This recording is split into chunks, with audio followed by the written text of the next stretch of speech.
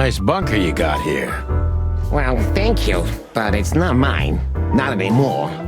But I'm sure you already know that. Listen, detective. If you want to know something, please ask straight, huh? All right, Mr. Wessler, let's make this a bit more professional. I'm not as exciting as people tend to believe. I grew up in a poor family of many siblings. I'm the only one still alive, unfortunately. My career started with a shoe store, and now, here I am. I wouldn't call that an average life. Shoe store owner to mob boss. How dare you speak to Mr. Wessler like that? Leave it, Olivia, dear. It's just provocation. I'm sorry if I offended you, Mr. Wessler. Shall we talk about something else?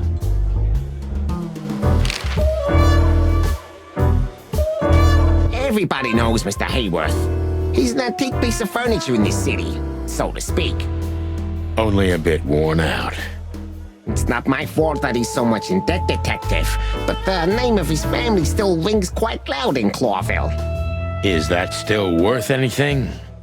The name is just their name, of course, but the man behind the name is another matter, Mr. Featherland.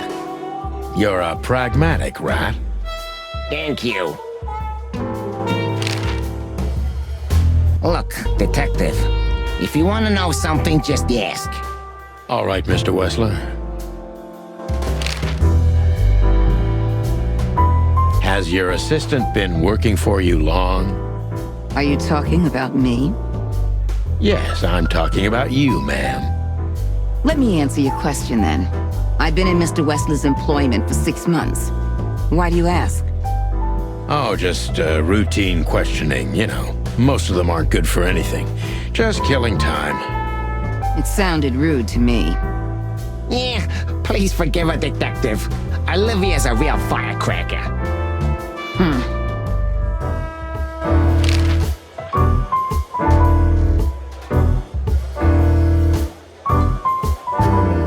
Wessler's a tricky guy. Unfortunately, I don't know enough about him, so I have to be cunning. I can't just pin him against a wall. Yet.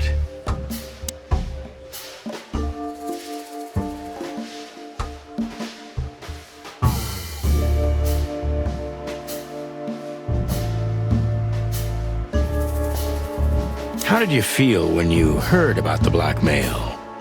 Honestly, I found it ridiculous. And now? Now I'm kinda interested. But I wouldn't call it blackmail yet. They're just empty threats. There were no demands. Good point. Thank you. Are we done? No, not quite. I'm sorry to hear that.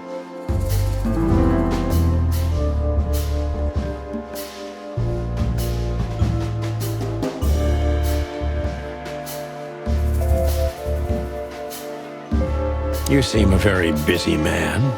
May I ask what you do? It's, uninteresting. Would you elaborate? I got a small share in the meat substitute business. If the new product works, maybe we can make your job easier. You mean reduce predation in Clawville? There are such plans. If you're interested, talk to Olivia, my assistant. She's an expert in what she does, unlike me. Thank you. That's it for now.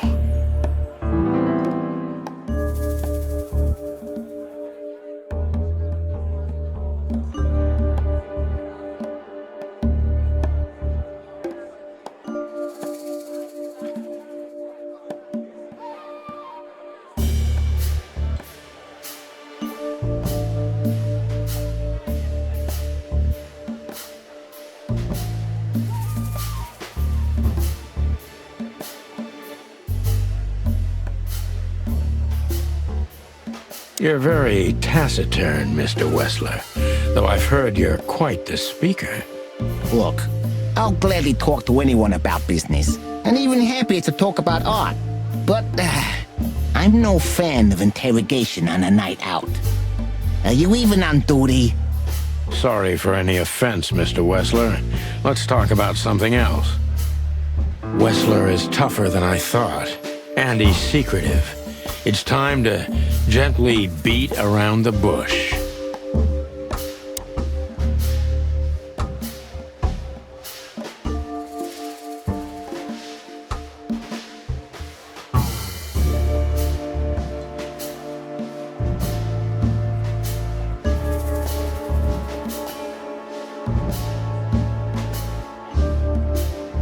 Were there any similar incidents in Natasha's past?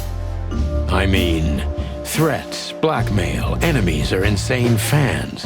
Psychopath pianists, perhaps.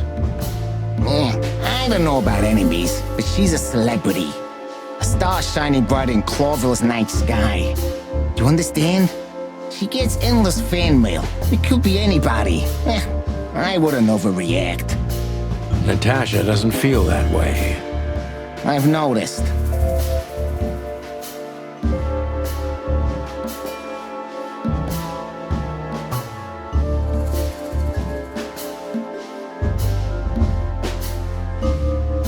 Is everything all right between you and Natasha? Yeah, you don't beat around the bush, do you? Understandable, I guess.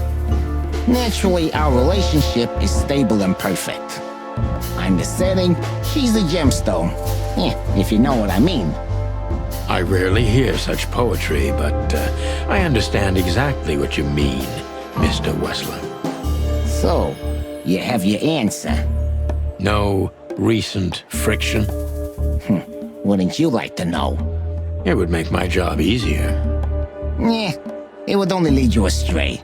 So be glad that I tell you no. No friction. Ibn is quick-tempered, and I can use that to my advantage. I've confounded and softened him with my previous questions. Now it's time to be specific and ruthless.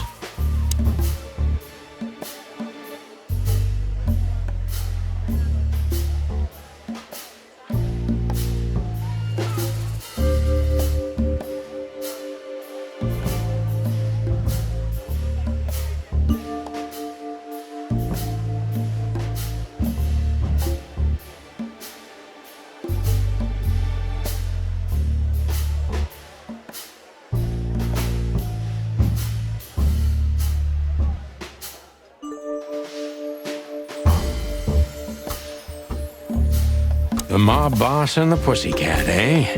How did you even meet? Huh?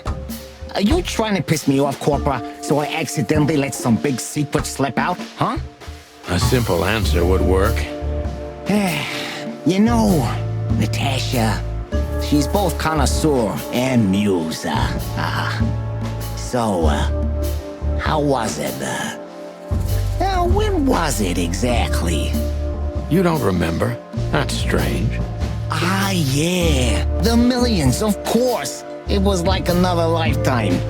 It happened right here. Only this place was called the Millions back then. She was a dancer. Behind the scenes, I arranged opportunities for her on the big stage. Yeah, maybe she still doesn't know it was me.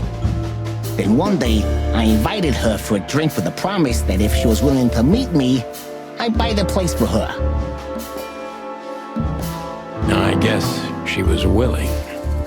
The next day, she had the club in her name. Well, that is romantic. Yeah, there are many kinds of romance, Birdman. There's cheap and there's expensive. You get what you can afford.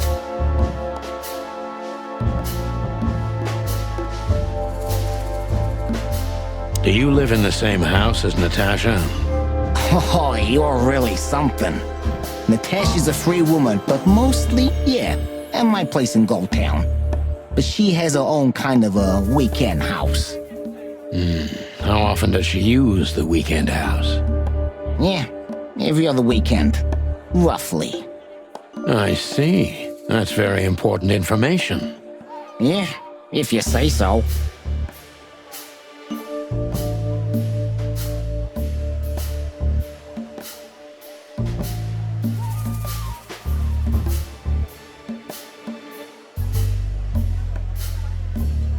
So Natasha feels like she's in grave danger, yet she's still going out alone.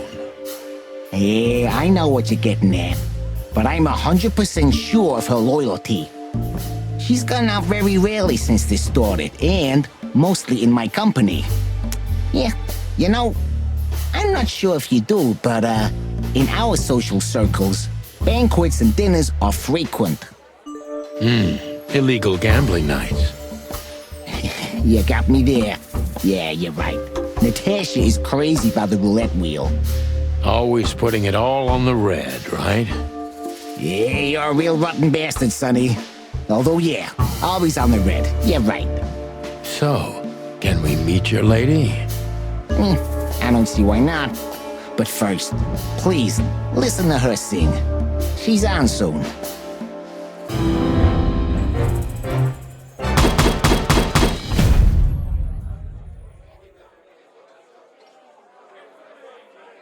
Thank you for your time. We'll be seeing you. I have no doubt about that, unfortunately. Hey, we should grab a coffee or something, Olivia. You know, for old time's sake. Pleasure to meet you, gentlemen. Goodbye. Oh, Please, take a seat. The show's gonna start soon.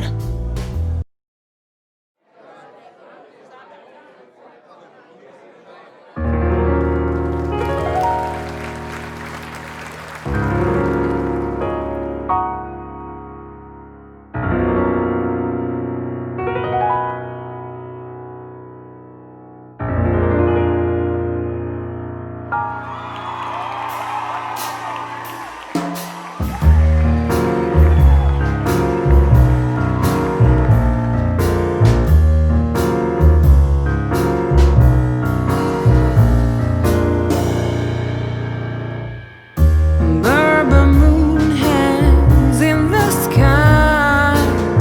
My man has left with a golden smile. This is so funny. You can kill me, honey. I'm already dead inside. My body is an empty bottle. Come on, baby, just give us a Sonny. Sonny. say. Chloe's still lying in my bed, and it's dead.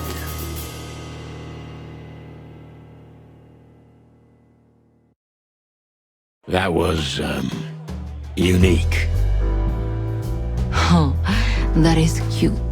Nobody has ever given me such a unique compliment before.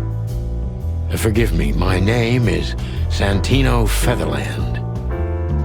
I thought so. You look more or less like I imagined. More or less. Sometimes less is more, Mr. Featherland. Ahem. You were amazing, dear, as always. Could you be my little furball and fetch me a cocktail? But of course. Ibn will be back soon. We'll have a few minutes to talk.